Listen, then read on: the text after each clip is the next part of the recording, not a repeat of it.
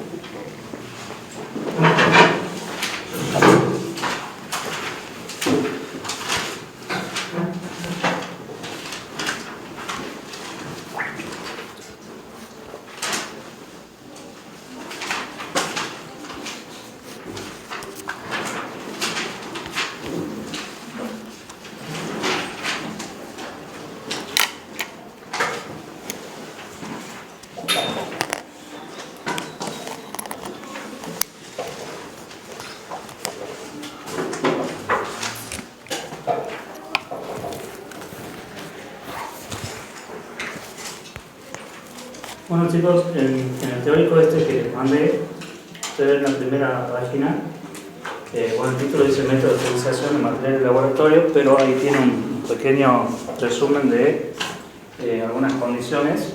Habla de la susceptibilidad del huésped, agente infeccioso, concentración de la agente y la vía de transmisión. Eso es lo que nosotros vamos a tener en cuenta, o es lo que en realidad pasa cuando hay una infección bacteriana, sobre todo, o una infección de cualquier tipo. La respuesta a ese agente por parte del huésped, en este caso, va a depender de esos factores. Primero habla de la susceptibilidad, lo que ayer justamente en Paz hablamos, ¿se acuerdan cuando hablamos de que lo que hacía que podía enfermar al huésped? En este caso, siempre hablamos de la inmunosupresión, o sea, la defensa baja. Esa es una de las condiciones que el paciente o la persona que va a hacer se va a contagiar o va a adquirir algún tipo de microorganismo patógeno, va a depender de ellos mismos, o sea, de las condiciones del estado general de salud, de la nutrición, de la presencia, ¿no?, de alguna enfermedad que sea también un factor de riesgo. Por ejemplo, ¿saben? Cuando llegó la pandemia, se aisló a las personas que tenían factores de riesgo, los diabéticos, las personas que tenían algún tipo de enfermedad crónica, se los protegía justamente porque son las personas que tienen más susceptibilidad al daño. Si hubiésemos dejado a toda esa gente, si hubiese dejado a toda esa gente que siga trabajando, lo exponíamos y se enfermaban, corrían alto riesgo de morir o no, pero el riesgo era mayor de una persona normal o en condiciones,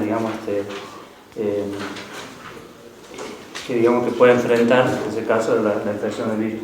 Después va a depender también del agente infeccioso. No es lo mismo que donde contagie, que se lleva una tuberculosis o un bacilo de Koch a un virus respiratorio común. Todos tenemos alguna vez en el invierno un resfrío. Ese resfrío es provocado por un virus. Podemos tener incluso una bronquitis, también pues, provocada por una bacteria, o puede ser una consecuencia de una infección, de una enfermedad respiratoria viral, cuando no es bien curada, o cuando la persona está muy débil, puede llegar a ser una infección bacteriana. Las bacterias ambientales pueden provocar una bronquitis, entonces la bronquitis va a ser la que por ahí termina complicando más el cuadro. Después va a depender también de la concentración de la gente. El cuerpo, el organismo en realidad tiene una capacidad para poder soportar. No es que nosotros, usted sabe que no vivimos en un ambiente estéril. Nosotros estamos constantemente respirando en contacto con gérmenes, bacterias, virus, hongos, parásitos. Nuestro organismo tiene una tolerancia. Y yo les he hablado varias veces del equilibrio que existe entre los gérmenes patógenos y los gérmenes o la flora normal, los microorganismos normales que tenemos en el organismo. Entonces ese equilibrio va a ser, mientras no se rompa ese equilibrio, no va a haber problema. Porque pues las bacterias buenas, hablando así del jardín, las bacterias buenas van a matar las malas, entonces va a haber un equilibrio. Cuando las malas superan las buenas, es cuando ya empezamos a tener síntomas, a tener enfermedad, y ahí ya el organismo empieza, a responder de otra manera. Entonces va a depender de la cantidad de esa bacteria a la que yo me ponga, bacteria o cualquier germen, que haga una respuesta, que la persona se enferme o no. Y después la vía de transmisión. La vía de transmisión es, cuál es el mecanismo, o cuál es la puerta de entrada de ese germen. Usted sabe que, volviendo al tema del COVID, cuando llegó el COVID, ¿qué se hizo? Se instauró el uso del barbijo. Ese barbijo lo que hacía era evitar que el virus llegue a otra persona, porque usted sabe que cuando hablamos, eliminamos la microgota de flujo. Esa microgota transporta germen, incluso se puede contagiar la misma tuberculosis. El bacilo de Koch puede estar en la boca, en la expectoración, puede llegar a quedar en la saliva, y cuando hablamos con una persona nos habla y es, positivo, por ejemplo, por la tuberculosis, por un motivo de contagiar. En eso a veces uno se confía y que eso por ahí es como que no tenemos las precauciones, por más que estemos en tema de salud, que creo que un montón de veces hablamos de que no se cumplen las normas de bioseguridad. ¿Por qué? Porque nosotros tenemos que decíamos el otro día, tenemos que ir al hospital con la ropa, civil, hablando en criollo, y allá poner una ropa de trabajo. cosas que nunca hacemos. Porque vamos, la mayoría va con el ambos de la casa al hospital, en el hospital trabaja, sale y se va a su casa de nuevo, entonces lleva y trae gérmenes que más que nada perjudican al mismo paciente, porque entonces eso sería también una vía de transmisión para justamente para el que es algo que no sé si lo vamos a combatir alguna vez, pero bueno, por lo menos, no sé, conocen lo que estamos en el laboratorio, por lo menos en mi laboratorio, llevamos quizá vamos con un ambos, pero tenemos un guardapolvo para ponernos arriba dentro del laboratorio. Sacamos y bueno, cuando nos vamos lo dejamos en el lugar y obviamente se va a llevar para lavar cuando le toca lavar. Entonces, esta interrupción en el caso del barbijo, estábamos interrumpiendo evitando, mejor dicho, que ese germen ingrese al organismo. Me pasó otra vez que estaba con un paciente que tenía tuberculosis, o sea, una tuberculosis activa, y uno siempre mantiene la distancia, pero en un momento es como que se acerca al paciente y le habla a uno a la cara.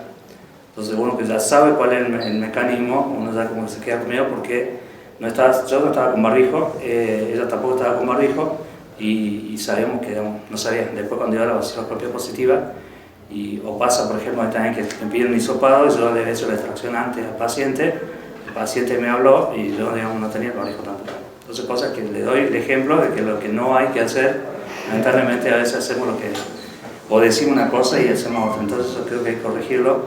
En algún momento dije, no, yo voy a seguir usando el barbijo para ir a la sala, voy a ir a la sala con barbijo, pero bueno, por ahí pasa que uno se va con... Ya creo que la mayoría, de hecho, estamos acá todos sin barbijo. No sabemos si hay alguno que por ahí tiene un COVID. Ustedes saben que hubo una cepa, no sé en qué quedó al final, porque se había hecho una alerta, una cepa nueva que había llegado a Buenos Aires, estaba en Córdoba, que había avanzado muy rápido. En realidad, yo lo leía así como información general, pero no me puse a investigar qué pasaba. Deberíamos hacerlo todo, lo de salud, pero como el Ministerio no mandó ninguna disposición, cuando ya hay una alerta, el Ministerio ya nos encaja un montón de cosas, nos hacen que encuentros virtuales o nos mandan que son más reactivos para que hagamos determinaciones, un montón de cosas que se activan. En este caso no pasó nada, así que no sé si en realidad es cierto o no. Entonces, esos serían factores, digamos, que van a predisponer a que la persona se enferme. Por eso, ¿por qué le hago esta introducción? Pues nosotros cuando hablamos el otro día, ¿se acuerdan cuando hablamos en la clase pasada de que en el laboratorio nosotros procreamos, en realidad favorecemos la proliferación de las bacterias para poder identificarlas, para poder contar cuántas colonias hay y todo eso? Entonces, lo que tenemos que hacer es destruir todo lo que reproducimos y para eso, bueno, acá hay un pequeño resumen que también ya lo hemos visto en la clase anterior. Por eso lo puse ahí como bioseguridad 2. Y esto se acuerda que teníamos los riesgos, digamos, la enfermedad dividido en 4 grupos, grupo 1, 2, 3 y 4, que iban del menos grave al más grave. Y después teníamos los niveles de bioseguridad, que el nivel 1, 2, 3 y 4, y estos niveles estaban vinculados con el grupo de riesgo. Los grupos de riesgo correspondían al nivel 1, el riesgo 1, perdón, al nivel 1, y el riesgo 2 al nivel 2 y así. Bueno, para poder eliminar esos gérmenes, nosotros necesitamos, hay un cuadrito en la página 47, podemos hacer de distintas formas, depende de qué es lo que necesitemos nosotros obtener. Como hemos dicho, que por ejemplo una persona no se puede esterilizar, es imposible. Si la esterilizamos, la matamos. Pero sí, por ejemplo, un instrumento de laboratorio o cualquier, no instrumento, sino cualquier elemento que utilizamos en el laboratorio para un cultivo, por ejemplo, lo tenemos que esterilizar, y eso sí se puede esterilizar. Para eso, bueno, para esa esterilización nosotros tenemos que ver cuál va a ser el método que conviene, que ustedes ya lo vieron en la materia, cuál va a ser el método que conviene según el material que tengamos para esterilizar o lo que sea. Supongo que un material que yo lo utilizo también lo que utilizamos en enfermería o en quirófano, los materiales van a exponer al paciente entonces obviamente necesitan estar estériles. Y ahí yo les puse un cuadrito donde vamos a ver las distintas formas de eliminar de cierta forma esos microbios. Esa eliminación puede ser total o parcial. Por eso ahí le he puesto en un lugar está la antisepsia, la sanitación, la esterilización y la desinfección. Ahí tiene un pequeño cuadrito en la página 47 de las características de cada uno de los métodos. Va a depender, como le digo, de cuál es el fin o para qué yo quiero, qué proceso voy a realizar según el fin que yo voy a utilizar el material. Cuando hablamos ahí de desinfección, hablamos también de esterilización, de antisepsia y de sanitación. Empezamos con el de desinfección, que está arriba, y ese es un método que logra la muerte de los microorganismos patógenos mediante agentes químicos o físicos. No implica la destrucción o eliminación de toda forma microbiana. ¿Qué significa esto? Que yo voy a matar en cierta forma algunos gérmenes, y no todos. O quizás yo reduzca solamente la cantidad de gérmenes que hay en el material, pero no los voy a eliminar totalmente. Después voy a tener la antisepsia, y es un método que provoca la muerte o la inhibición de la multiplicación de microorganismos patógenos mediante ese botón. ¿Les llegó cortado de...? Sí.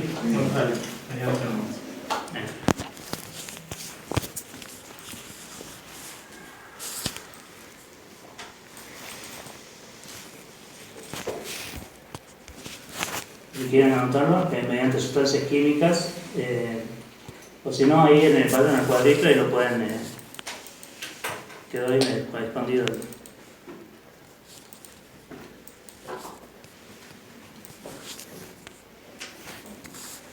¿A dónde se le cortó? Mediante sustancias químicas, y se aplica sobre todo en tejidos vivos.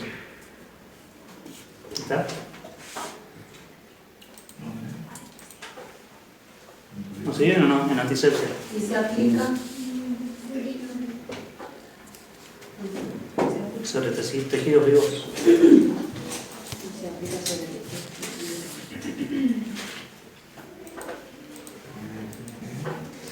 No sé, química.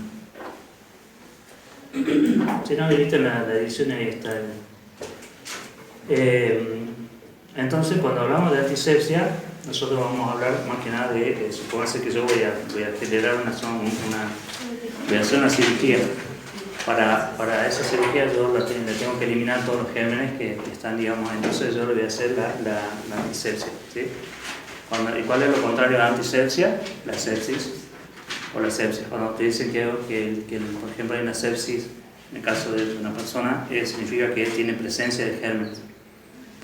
Pues una herida en una zona sepsis. Cuando ya el paciente, por ejemplo, hay una sepsis general, significa que los gérmenes las bacterias están activas en la sangre. Entonces ahí estamos hablando de una sepsia, y esa es ya la grave que acabamos de traer de la resistencia de algunos gérmenes a las infecciones, sobre todo en condiciones intrahospitalarias. Entonces la antisepsis es para... dice la muerte o inhibición de la multiplicación de microorganismos patógenos mediante sustancias químicas. ¿Qué significa eso? Que vamos a eliminar la bacteria o los virus, los gérmenes que están, los vamos a destruir directamente, o por algún mecanismo la sustancia va simplemente a inhibir el crecimiento. Acuérdense siempre que puede haber un mínimo de presencia de gérmenes que no van a ser, digamos, no van a causar problemas. Pasado ese límite ya va a empezar a generar problemas y vamos a poder enfermarnos o producir una infección. Entonces, esa sustancia, cuando hablamos de la antisepsis, hablamos de sustancias químicas entonces que van a destruir ese germen o van a inhibir su crecimiento. Y también al inhibir el crecimiento va a evitar que las bacterias sigan produciendo, aumentando el número. Se van a quedar en ese número, como las bacterias van muriendo. Supónganse que yo tengo en un momento una cantidad de bacterias. Estas bacterias se van reproduciendo. Si yo le agrego un antiséptico que las destruya, yo directamente voy a matar las bacterias. no queda ninguno. Ahora, si yo le agrego una sustancia que solamente, sí, no la va a matar, pero va a inhibir su crecimiento, esta bacteria ya no va a tener, pero si yo la tengo normalmente, ¿qué va a pasar con estas? Va a tener dos células hijas, que esto lo vimos en división celular. Bueno, y así va a seguir. Si yo le agrego un inhibidor de crecimiento, directamente esto va a quedar en este número. O sea, no va a pasar a esto ni lo que sigue. ¿Se acuerdan que la bacteria, si tenemos una bacteria, por el crecimiento exponencial, pasaba a 2 bacterias, a 4, a 8, a 16, 32, y así sigue, 34 y bla bla. ¿Te acuerdas de eso, no? Sí. Bueno, acá ¿qué va a pasar? Cuando yo le agregue el inhibidor, esas bacterias van a quedar, habían 4 inicialmente, van a quedar 4 nada más. Pero como esas bacterias tienen una vida, un tiempo de vida, como nosotros vivimos hasta cierta edad, no morimos, estas bacterias pasan lo mismo. Entonces cuando pasa el tiempo, esas bacterias en determinado tiempo ya van a quedar 3 o van a quedar 2 y así van a ir reduciendo hasta que llegue un momento que se van a eliminar todos. ¿Se entiende cuál es el mecanismo? O sea, uno puede ser que esa sustancia mate directamente esta, me la destruye, ya está. Y otra puede ser que simplemente elimine el crecimiento, entonces al no reproducirse van a ir muriendo de a poco hasta que se eliminan del medio. ¿Está claro eso? ¿Me escucho? Y después tenemos la esterilización, un método que logra la muerte o eliminación de toda forma de vida microbiana, patógena, saprófita, vegetativa, de resistencia, solo se aplica a objetos inanimados. Esa es la diferencia entre la esterilización y la antisepsia. Y bueno, también obviamente en cómo actúa el método, digamos, que vamos a utilizar, o el antimicrobiano. Acuérdense, yo cuando estudiaba esto, para no confundirme, lo estudiaba la antisepsia más que nada para las personas, por ejemplo, y la esterilización para los elementos que utilizaba en el laboratorio.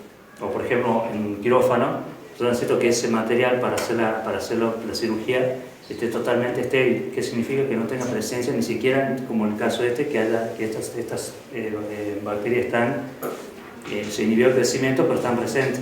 Para hacer una cirugía, obviamente ese material tiene que estar totalmente estéril, no tiene que haber presencia de nada. Y el mismo, una tijera, un bisturí, lo que sea, o en el laboratorio, cuando vamos a hacer un cultivo, necesitamos que, si usted sabe cómo se prepara, ya vieron medio cultivo, ¿no? Se prepara el agar, todo eso, y van a hacer en la placa, y después que hacen, una vez que prepararon, lo mandan a la estufa. ¿Para qué? Para esterilizar. ¿Qué significa eso? Que van a eliminar todo tipo de gérmenes, porque acuérdense que ustedes van a reproducir las bacterias que están en la muestra. Imagínense si ese germen, si ese agar no está estéril. La presencia de algunas bacterias que hayan quedado, incluso las mismas bacterias ambientales, va a hacer que ese cultivo le salga todo contaminado.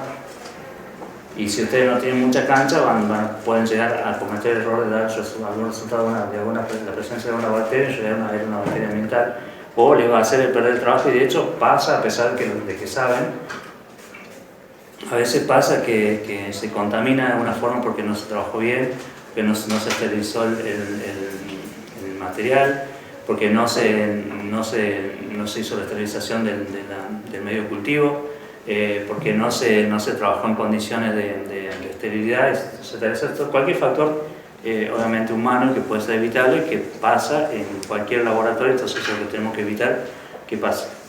Y después tenemos, ya hablamos de la antisepsia, de la esterilización. Acuérdense, de la esterilización eliminamos todo tipo de gérmenes. En la antisepsia inhibimos el crecimiento. Perdón, permiso. Pase. Vamos a hacer las compras, compramos con el que nada. Chicos, vamos con la desinfección. Es un método que logra la muerte de microorganismos patógenos mediante agente químico o físico y no implica la destrucción o eliminación de toda forma microbiana. Eso es cuando yo, por ejemplo, cuando hace que limpie el banco, lo limpio con lavandina, nada más, con alcohol, solución alcohólica. Eso no me garantiza que yo voy a eliminar todos los gérmenes. Si bien son sustancias que son antimicrobianas, ¿Ustedes qué pasa cuando ustedes esterilizan un medio de cultivo, por ejemplo? ¿Ya vieron cómo se esteriliza? ¿Cómo hace? Háblenlo. A ver. ¿Cómo es? Con autoclaves. Sí. ¿Cómo hacen el método? O sea, ¿cómo hacen el trabajo? Ponemos el medio de cultivo dentro del autoclave y dejamos 122 grados centígrados. Antes de poner una estufa, ¿qué hacen? Se controla el pH. Aparte de eso. ¿Nomás la base nomás? Trabaja siempre en el mechero, siempre va. Lo más importante es que ¿cómo lo ponen dentro de la estufa? ¿Así nomás? Plata. Papá, va con tampo de algodón. Y aparte de eso, Con una gradilla. ¿no la envuelven en la placa? Porque la envuelven cuando yo saque, cuando yo saque la placa, si yo no hice eso, se va a contaminar por la misma bacteria ambiental. Entonces, ¿para qué pongo yo el envoltorio ese? Justamente para que cuando yo enfríe la placa no haya contacto de la bacteria con la superficie que supuestamente está estéril. En el momento que yo abrí la placa, y si la abrí la placa en la mesada, entonces yo abro la placa, bueno, saco todo el envoltorio y lo dejo ahí para que vean mi compañero. Se recontra contaminó. Y cuando destape eso también se va a contaminar, entonces lo tengo que hacer en un ambiente estéril para que no se contamine el medio, porque si no se nos contamina y va a salir todo mal. ¿Estamos? Y bueno, después la sanitación es una práctica directamente relacionada a la desinfección. La población microbiana se reduce a niveles que son considerados seguros para la salud pública. Cuando nosotros nos lavamos las manos ahora, por ejemplo, que con este tema del COVID, si estamos en la clase mejor, pues nos podemos chatear, nos reímos con el... cuando nosotros lavamos las manos con el alcohol, que lo acostumbramos a hacer con la pandemia, estamos sanitizando, porque no estamos eliminando los gérmenes y aparte tengan en cuenta que la esterilización tiene una duración momentánea. En el momento que yo expuse el material al ambiente, ya se contamina, entonces ya se perdió la esterilidad. La esterilidad tiene ciertos requisitos y más que nada el aislamiento. Entonces yo mantengo ese material estéril, aislado, va a seguir estéril. Pero una vez que yo ya dejo que tenga contacto con el ambiente, ya perdió la esterilidad. Ya no hablamos de un ambiente estéril o de un material esterilizado. Bueno, creo que no es nada tan complicado. Y bueno, acá hay un tema que es bastante sencillo. La página que sigue le hablo más que nada de cómo actúan las sustancias o los elementos que destruyen o que inhiben el crecimiento bacteriano. Nosotros, en el caso de que hagamos por ejemplo, una esterilización o aplicamos cualquier método con alguna sustancia, esas sustancias tienen un nombre que son herbicidas o mejor dicho, acá podemos introducir la palabra antibiótico ya. Pero antes de eso, un poco volviendo al tema que recién cuando comenzamos los 4 títulos que tenían al comienzo, que habla del tamaño de la población, de la composición de la población, habla de la colonia microbiana, ¿no? de la bacteria, la intensidad o concentración del microorganismo, la duración de la exposición y las influencias ambientales. O sea, estos son todos los factores que van a permitir la viabilidad de la célula o la efectividad del método antiséptico, desinfectante o esterilización. Cuando hablamos de tamaño, o sea, mayor cantidad de microorganismos, mayor tiempo insumirá su eliminación. O sea, mientras más cantidad de bacterias tengo, mientras más cantidad de colonias sean, realmente el tratamiento para poder eliminar esa bacteria va a ser mayor. La composición de la población, dice, las células vegetativas y jóvenes son eliminadas más rápidamente que las células viejas o estructuras de resistencia. Las células viejas porque están más adaptadas, digamos, al medio, como los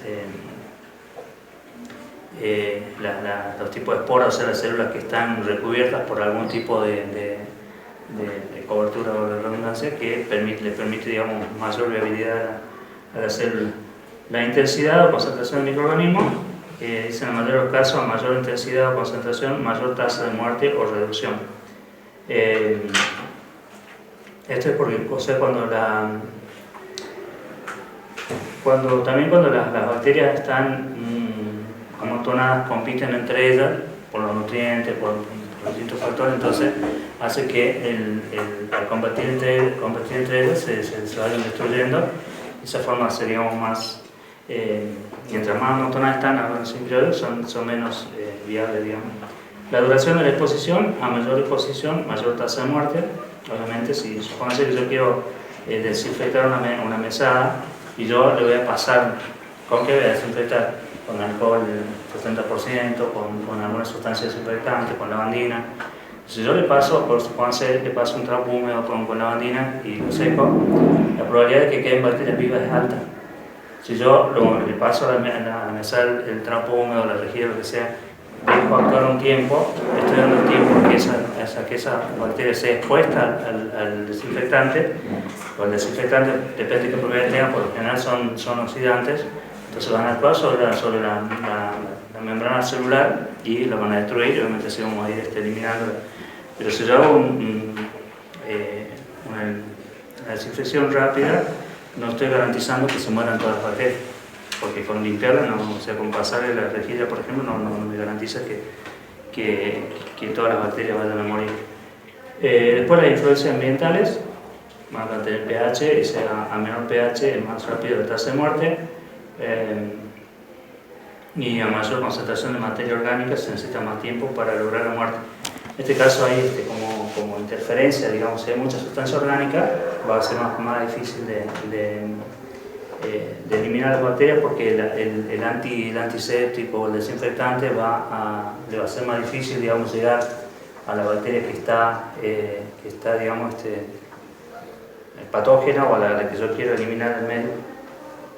¿Me entienden eso? No es nada complicado, claro. Lo que sigue en la esterilización, ahí le puse la definición para que la estudien, para cuando vienen el parcial o el final. Profe, Sí. ahí cuando dice a mayor concentración de materia orgánica se necesita más tiempo para lograr la muerte, más tiempo, ¿de qué más tiempo para eliminarla, ya sea por cualquier método de esterilización? ¿A ese tiempo se refiere? Sí, o sea, por eso le digo, si hay más materia orgánica, va a ser como que esa materia va a proteger en cierta manera a la célula, entonces no va a tener llegada directa el antiséptico, el desinfectante, o va a tener una llegada más lenta, por eso digamos que necesita más tiempo para... Ahí también hace relación a la forma de resistencia de cualquier microorganismo. Sí, por lo general esa resistencia, como les decía otro día, el tema de los contaminantes, de los gérmenes intrahospitalarios, es justamente, ¿te acuerdas que hablábamos otro día no sé si con usted, con otra comisión, creo que me ha dado? Es difícil, digamos, como esos organismos, microorganismos están digamos, expuestos permanentemente a los desinfectantes normales. Usted sabe que en un hospital se limpia, bueno, generalmente con lavandina o con algún desinfectante, entonces están, claro, algunos de esos, y entonces ya como que los gérmenes están expuestos permanentemente y van haciendo resistencia más con el tiempo, entonces ya en un momento que ninguno de los desinfectantes le va a hacer nada, digamos, porque ya hacen resistencia. ¿Claro?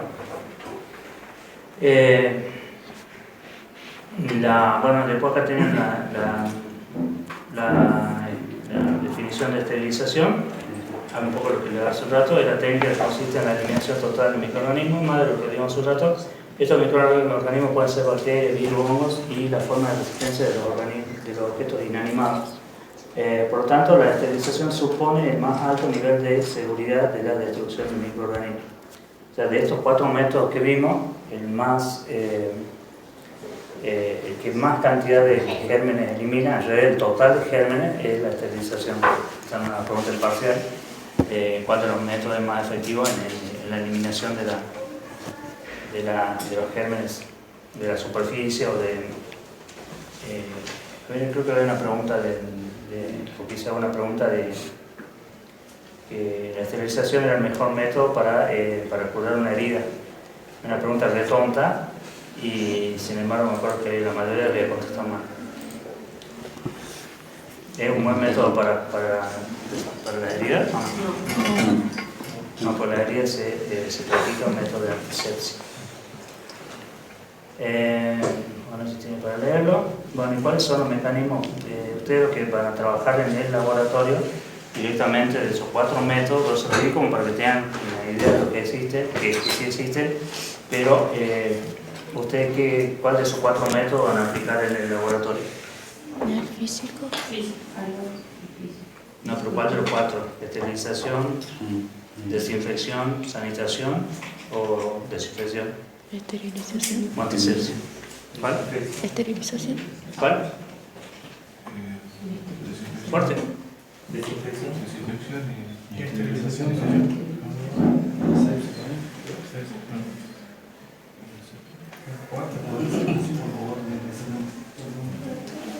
Pero para ustedes, ¿cuál de todo es el más importante que tienen que aplicar en el laboratorio? Esterilización. ¿Cuál? La esterilización, se lo acabo de decir. Yo necesito que ese material no tenga la presencia de nada. Si yo lo desinfecté y lo utilizo, no estoy garantizando que esté estéril. Yo necesito que no tenga presencia de ningún tipo de germen. Y cualquiera de los otros métodos dejan gérmenes vivos. ¿Estamos? Y por eso es que acá le pongo el tema mal. Y lo estamos repasando porque vamos a trabajar, digamos, eliminando los gérmenes mediante la esterilización. Porque en el laboratorio lo que vamos a hacer, y bueno, ¿cómo hacemos la esterilización? Existen distintos métodos, algunos ya ustedes lo conocen. Existen 3 métodos, uno físico, mejor dicho, un grupo de métodos físicos, químicos y mecánicos. Los más comunes de los métodos en el laboratorio, un laboratorio de rutina o un laboratorio especializado, son los métodos físicos. Y los métodos químicos, como la otra vez decía, el tema del óxido de metileno, todo tiene su complejidad porque es tóxico, porque aparte es inflamable. Es muy efectivo como antiséptico, como desinfectante, pero lamentablemente no se puede utilizar porque por esos riesgos que corre, y bueno, aparte porque también para poder utilizar, por ejemplo, una sala se tiene que eliminar residuos porque es muy tóxico. Si dejamos residuos de óxido de etileno, corre el peligro de la persona que va a estar, incluso el mismo operador que hace, digamos, la esterilización. Y dentro de los métodos físicos tenemos dos métodos. Ahí en esa temperatura ponerle calor, porque calor y radiaciones. Los métodos químicos, los alquilantes, y el método mecánico, el de filtración. La filtración creo que es el clestro, el otro día, ¿no? Vamos por el que menos complicado y menos usado es el mecánico. El mecánico se utiliza una filtración mediante unos embudos. Esos embudos son muy... ¿Conocen los embudos de Buchner? ¿Sí? Los embudos de Buchner o de filtración.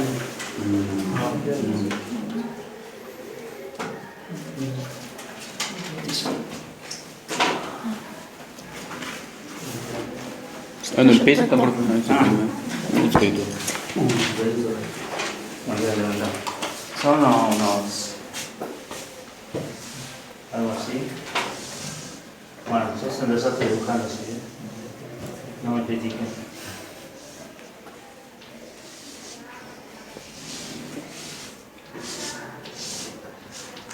Y acá adentro tienen una más. Son todos de porcelana. Ustedes en realidad no lo van a... Si lo ven de arriba, lo van a ver como una cosa cerrada, pero tiene poritos. Esos poros son muy chiquititos.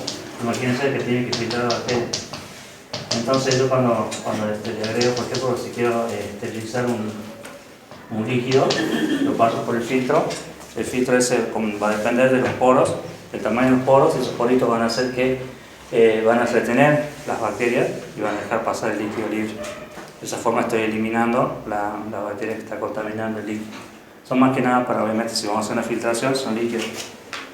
Como les digo, lo que lo menos usado, digamos, en el laboratorio, ustedes lo que van a utilizar, bueno, el químico ya lo vimos, van a utilizar más que nada el método físico, y de eso tenemos el calor. En el calor tenemos dos tipos, calor húmedo y calor seco.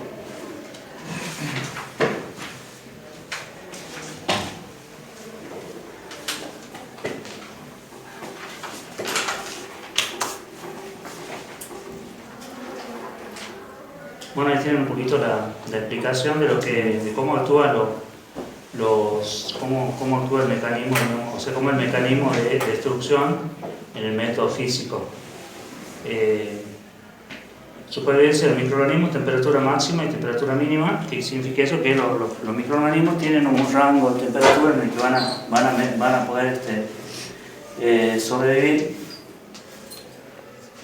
La temperatura mínima, por debajo de esa, no viven, y por encima de esta, de la máxima, tampoco viven. O sea que este rango viable de la bacteria, va a depender de cada bacteria también. Hay bacterias que son resistentes, por ejemplo, al frío.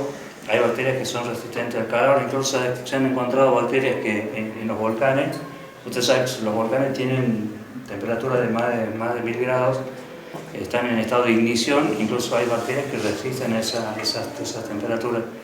Y hay bacterias que resisten el congelamiento, no se destruyen, y así. Entonces van a ver la distinta. No le di la clasificación para no complicarlas, pero tienen, según el rango de temperatura, si alguno quiere averiguarlo, o le doy tarea para la próxima, ¿qué nombre tienen las bacterias? Las bacterias según las temperaturas. Desde la temperatura más baja a la más alta.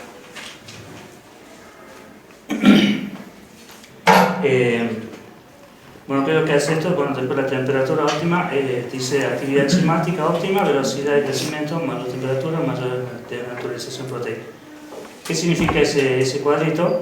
Que nosotros tenemos para que la bacteria, usted sabe que como nosotros tenemos un sistema enzimático que es lo que nos permite estar vivos. La bacteria le pasa lo mismo, y si nosotros tenemos que, ustedes cuando van a hacer un cultivo, ¿a qué temperatura cultivan por lo general? 45, 50, en algunas 35, depende de la bacteria que ustedes van a cultivar, va a tener una temperatura. Entonces, ¿qué significa eso? Que yo, ¿qué es lo que estoy haciendo con un cultivo? Estoy imitando el medio en el que por empezar, el medio en el que la bacteria crecería normalmente. Entonces, una vez que esa bacteria le doy todos los factores, todos los requisitos que necesita para poder sobrevivir, lo estoy simulando en la estufa. Entonces yo cuando yo cultivo, voy a poner en la estufa, pero en ese momento la estufa está actuando como algo bueno, o sea, como algo que va a beneficiar el crecimiento de la bacteria. ¿Qué pasa si yo pongo por encima, supongo que estoy haciendo un cultivo y cuando uno se hizo el chistoso, me aumentó la temperatura? Que por ahí pasa, cuando están estudiando se quedan cancheros, hacer esos chistes entre amigos por ahí, que son un poco serios, pero bueno, por ahí nunca falta uno que todavía no maduró. Entonces, ¿qué pasa? Ese cultivo se destruyó. Y hay una muestra que se obtuvo de un paciente que quizás estuvo enfermo, que necesita sí o sí una respuesta. Y por ahí nosotros lo tomamos como algo gracioso y no es gracioso. Entonces, en ese caso, yo lo que estoy utilizando la estufa es para favorecer el desarrollo de esa bacteria. Pero cuando estoy hablando de esterilización, yo la estufa la estoy usando para destruir. Entonces la estufa, el calor va, por eso hablamos de temperaturas óptimas. Si la temperatura es óptima, yo voy a tener que, bueno, si esta temperatura es óptima, vamos a ponerle 36,5, que sería una temperatura corporal. La bacteria va a estar viva y se va a reproducir. Cuando yo pase esa temperatura, ¿qué va a pasar? Las bacterias no se van a reproducir y se van a destruir. Ahora, ¿qué pasa si yo no le doy no satisfago la temperatura de crecimiento de esa bacteria, le pongo menos temperatura? Lo que pasa es que ustedes están haciendo un cultivo y necesitan que ese cultivo esté bueno, que se pueda, demos un ejemplo, la temperatura, pongamos 40 grados. Y usted no se fijaron bien y estaba a menor temperatura, menos de 40. ¿Qué va a pasar con la bacteria? ¿Se mueren o no? Sí. No se van a morir. Van a seguir vivos, pero no se van a desarrollar. Yo lo que quiero darle todas las condiciones para que crezca y para que se desarrolle. Si no se desarrolló, entonces no estoy haciendo el trabajo bien. Ahora, si la aumenté yo, ¿qué es lo que estoy haciendo? Desnaturalizando. Ustedes saben que tiene una reacción enzimática, que es una sustancia A más B, que le da un producto C más D. Esa reacción se produce cuando sea 40 grados. Se están convirtiendo, estos son los reactivos, en productos. ¿Por qué está la doble flecha? ¿Qué significa la doble flecha? ¿Qué? Porque es reversible la... Es reversible. Están en equilibrio los productos con los reactivos. Entonces, cuando ustedes tienen una reacción fisiológica en el organismo, esto se está produciendo. Nosotros, bueno, tenemos a 36,5 grados. Si esa temperatura se altera, esta reacción se me puede ir para un lado o para el otro. Entonces, eso es lo que hace justamente que haya un desequilibrio, que esto provoca quizá, supónganse que aumento la temperatura, yo hago que se produzca más cantidad de C y de D que de A y B. Y si yo aumento la cantidad de C y de D, quizá eso sea tóxico para el organismo, o en este caso para la bacteria. Entonces la bacteria no va a poder vivir porque justamente se le alteraron estos factores. Entonces yo lo que hago con la temperatura óptima es mantener esa reacción enzimática, y esta es una reacción química o bioquímica y va a ser catalizada por una sustancia que se llama enzima. La enzima, ¿qué es lo que hace? Acelera el metabolismo como un catalizador. ¿Interviene en la reacción o no? No. ¿Sí? ¿Sí o no? Sí. Sí, pero esa intervención es momentánea. Se une a alguno de esos componentes, da el producto y después se desprende. Por eso se llama catalizador, solamente va a acelerar la reacción o va a permitir que la reacción se produzca, pero porque actúa, digamos, como un intermediario, pero una vez que se formó el producto, ya la enzima vuelve a su lugar. Entonces no va a pasar nada, digamos, con la enzima, en realidad no tendría que pasar nada. Si esta enzima no está controlada, obviamente la reacción no se va a producir, o puede ser que al haber más cantidad de enzimas, ¿qué va a pasar? Va a producir más reactivos, digamos, más productos, y va a tener consecuencias. Entonces lo que hace el calor es justamente alterar esta reacción. Al alterar esta reacción, la célula va a morir porque no tiene, digamos, no están en condición de viabilidad. Entonces, cuando me pregunten cuál es el mecanismo de acción del calor en los métodos de esterilización, la respuesta es simple: altera o denaturaliza la enzima o también las proteínas que son componentes de la bacteria. Bueno, acá tiene que a mayor temperatura, mayor denaturalización. ¿Qué es lo que pasa, por ejemplo, cuando cuando hacen un huevo frito? O cuando lo hacen hervido, ustedes saben que la clara es más que nada cristalina, digamos, es casi líquida. Cuando ustedes la calientan, porque es una proteína, esa proteína cambia de composición, o sea, se vuelve sólida, y justamente porque la naturaleza, digamos, se alteró, digamos, la naturaleza de la proteína, y bueno, acá cambia, digamos, la consistencia, por eso que tenemos y ese proceso va a ser irreversible. Usted sabe que la yema, la clara, una vez que se cocinó, ya queda blanca, queda amarilla, no hay forma, digamos, de volver a su estado inicial. Bueno, decía que dentro del calor, los métodos que podemos utilizar dentro del físico y el calor, podemos tener dos métodos, que es el de calor seco. El calor seco creo que todo el mundo ya lo conoce. ¿Y cuál es el instrumento para la estufa? Es algo simple. Bueno, creo que ya también lo vieron en otra materia, qué elementos se pueden esterilizar en estufa y qué elementos no. Y después el otro método, el método del calor húmedo. El calor húmedo es un poco más efectivo porque digamos, el instrumento o la sustancia que interviene en la destrucción de las... Todas van a llevar a la denaturalización de las enzimas o de las proteínas de la bacteria. El calor húmedo actúa a través del vapor. Si ustedes utilizan vapor, se sabe que es fácil o es más sensible quemarse con vapor que incluso con una cosa caliente, porque el vapor es más penetrante. Si ustedes en la olla a presión, usted sabe que la cocción es mucho más rápida, se cocina a menos tiempo, mucho menos tiempo que a temperatura, digamos, que a presión normal, porque justamente acá hay un juego entre la temperatura y la presión, y eso es lo que mete el fundamento, digamos, de uno de lo que se utiliza para hacer la esterilización con calor húmedo, que es que ustedes lo conocen todos, en todo laboratorio, por lo menos una chiquita aunque sea, un autoclave. El autoclave entonces funciona en base a vapor, temperatura y obviamente presión. Bueno, tiene para que lean un poquito el tema que siempre cuando se utiliza un autoclave, ¿alguno utiliza un autoclave ya? ¿Qué vos? No, yo escuché que si alguno conoce, si yo... Ah, pero sí, o sea, ¿la conoces? Sí. Bueno, el que no conoce, más que nada, tienen ahí en la parte de la página 53. ¿Qué página quiero? 53. Fíjense, es prácticamente una olla a presión.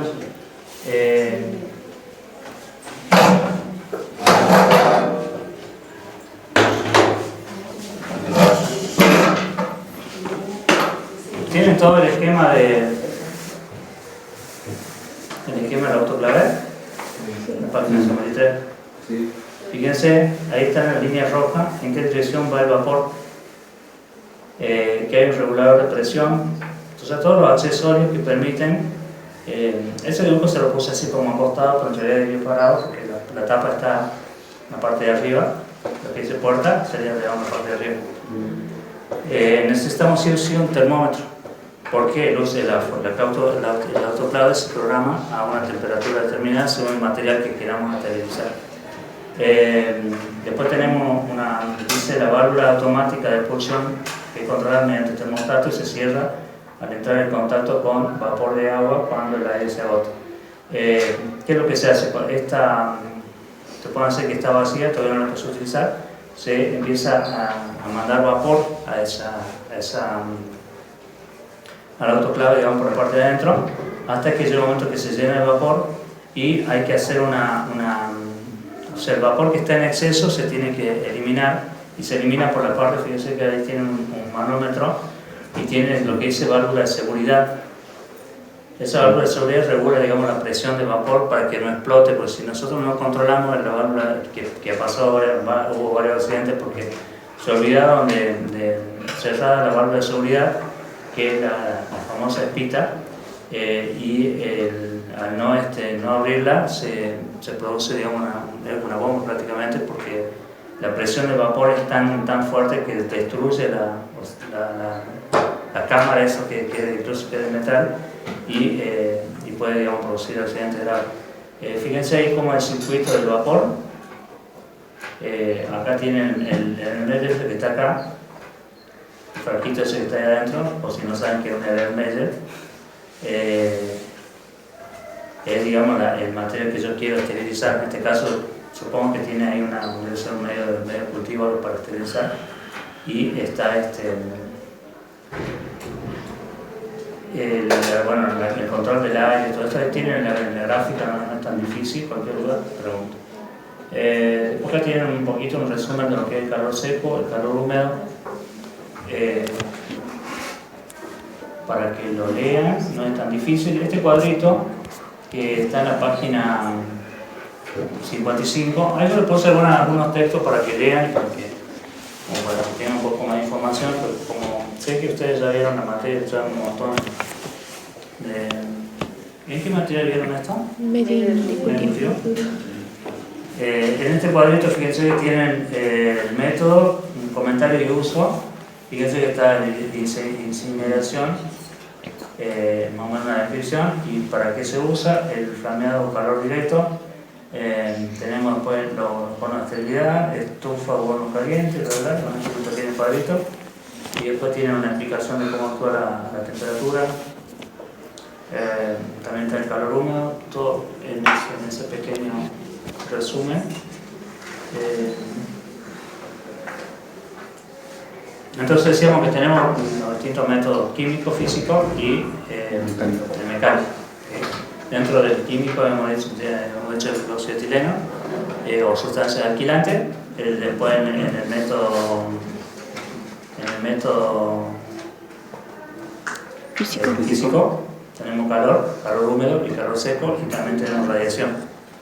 Y en el mecánico simplemente filtrado mediante un embudo que tiene poros, y esos poros retienen las bacterias. ¿Cómo sería eso del filtrado? ¿Cómo? ¿Cómo sería el del filtrado? ¿Del filtrado? Es lo que le explicaba acá el embudo. No le puse un dibujito ahí, le voy a buscar uno para ponerle. Pero es simplemente un filtrado, o sea, van a usar un embudo para filtrar, por ejemplo, si quieren esterilizar un líquido, van a filtrarlo, porque digamos lo único que pueden filtrar es un líquido, no hay otra cosa. Entonces, al pasar por una malla que tiene poros, pero no se ven los poros porque es porcelana. Los poros van a retener el material a esterilizar, y digamos los contaminantes, las bacterias, los que tengan contaminado, y va a pasar el líquido ya estéril. Bueno, dentro de las radiaciones tenemos dos tipos de radiaciones, la ultravioleta y la radiación ionizante. Las radiaciones ultravioleta son las típicas del sol, que también digamos actúan sobre la bacteria, la destruyen digamos porque genera ondas, y esas ondas, bueno, ustedes saben que por ejemplo si nos exponemos al sol, el sol porque puede destruir bacterias, por ejemplo el bacilo de Koch es sensible a la luz ultravioleta. Si usted recibe una muestra al laboratorio y tiene justamente una ventana que da al sol, esa muestra puede darle falso negativo si fuese una muestra de un paciente positivo. ¿Por qué? Porque se destruyó el calor, o sea, la luz ultravioleta va a destruir a la bacteria. De hecho, uno de los métodos para desinfectar el material en el laboratorio de baciloscopía o el laboratorio de tuberculosis se utiliza la luz ultravioleta, digamos que para poder para destruir. En este caso podemos usar en la ropa de trabajo, se puede poner bajo una campana que tiene ya la luz ultravioleta. En el Milagro no sé si lo siguen teniendo, pero tenía una época que es el Milagro tiene un laboratorio que tiene un flujo, digamos, se entra por un lugar y se sale por el otro. ¿Vos entraste en el laboratorio de TBC? Sí, ¿no? Bueno. ¿De qué? ¿De TBC? Sí. Que tiene, por lo menos cuando yo vi, porque yo estaba en el viejo, el nuevo lo vi así de visita, pero sí tenía un sistema donde entrabas y no volvés o sea, salís por otro lugar. Por el patio. Pero es para qué, para no entrar y salir, arrastrar los gérmenes, es simplemente eso el objetivo. Y está muy bueno, hay una zona donde se dejaba el material, la ropa, cuando se salía se dejaba la ropa de trabajo ahí debajo de una foco, son como la luz negra del boliche que alumbra todo eso y bueno, mata digamos los gérmenes, era justamente la radiación ultravioleta. Ahí también tienen la explicación de cómo actúa digamos la radiación destruyendo las células. Más que nada actúa a nivel de destruyendo el sistema, digamos el ADN de la bacteria, y de esa forma denaturaliza la bacteria, pues ya se va a poder reproducir, porque ustedes saben que el ADN y el RNA, sus materiales genéticos, son los que les permiten subsistir o procrearse en la célula. Entonces al destruirse su información, digamos, no se puede reproducir. Acá tienen lo que preguntaba ahí mecánicos, una pequeña explicación de cómo para vos que preguntabas recién el tema del filtrado. ¿Quién preguntó recién? Yo.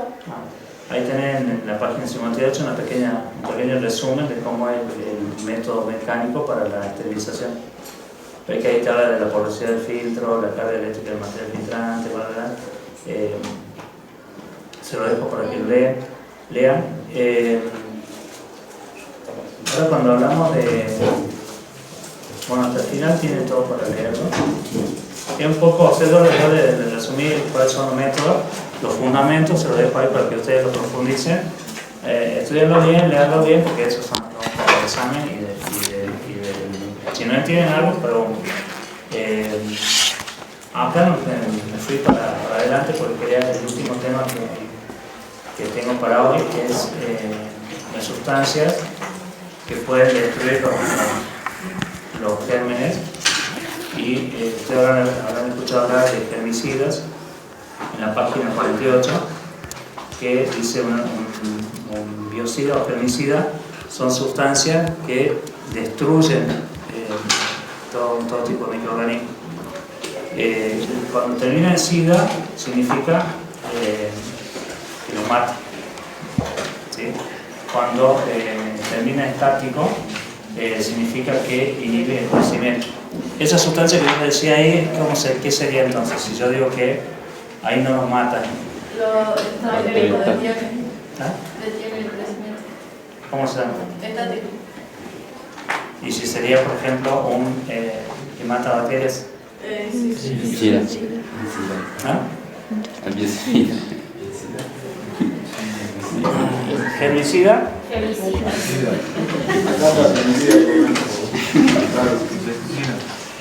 Germicida. Entonces no conocen. Mata. El germistático inhibe. Entonces, si yo estoy hablando de bacteria, va a ser un bacterio. No terminé todavía, chicas. Si mata la bacteria, ¿cómo se llama? Pero bacterias. Bactericidas. ¿Eso sería de que orden alternativa? ¿Cómo? ¿Quién habló? Germicida mata y germistático inhibe el crecimiento, y bactericida lo mismo, mata y bacteriostático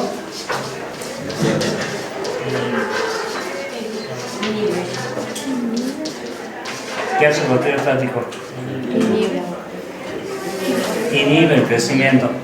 Entonces ustedes se pueden preguntar, pero si yo uso un bacterio, si utilizo un bactericida, yo elimino la célula, la bacteria que la maté. Y si utilizo un bacteriostático, inhibo el crecimiento. Y nadie se preguntó qué va a pasar con la bacteria que queda viva. ¿Cuál sería lo ideal? La bactericida sería lo ideal. Entonces, ¿por qué se utiliza el bacteriostático? Para estudiarla.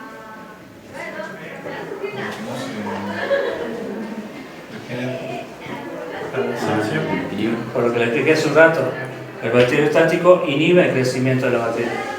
Entonces yo tenía, cuando comencé a aplicarlo, tenía, supóngase, 100.000. Esas 100.000 van a quedar ahí sin reproducirse. Acá directamente las 100.000 desaparecieron porque el bactericida lo destruye. Si uso el bacteriostático, yo voy a tener esas 100.000 bacterias, se van a tener crecimiento. Cuando se pasa el tiempo, esas bacterias van muriendo por la edad, por lo que sea, y no se van reproduciendo, entonces vamos disminuyendo la cantidad. Y acuérdense que hay bacterias que no son no enfermas, no son patógenas en mínimas cantidades. Siempre puedo tener un mínimo o sea, no es que las tengan que eliminar sí o sí, algunas sí, otras pueden quedar y esas van a ir muriendo porque no se reproducen, entonces van a ir desapareciendo de poco. ¿Se entiende? Ahora, si yo supongo que tengo una sustancia que inhibe el crecimiento de los hongos, ¿cómo se llamaría? Fungicida. Fungicida. ¿Y que inhibe el crecimiento? Mata. La mata. ¿Y si le inhibe el crecimiento? Así es, fungistático, fungicida. Y bueno, todo lo que termina así enseguida va a ser un...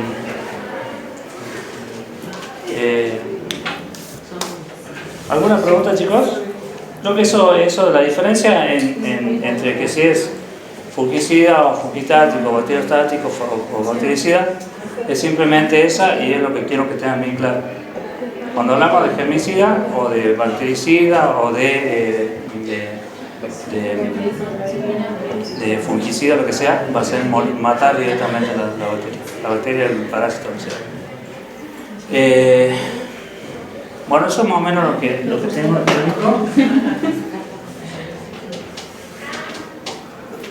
¿Alguna pregunta, chicos? ¿Se entendió algo? Como le digo, hay algunos fundamentos que están explicados ahí en el teórico.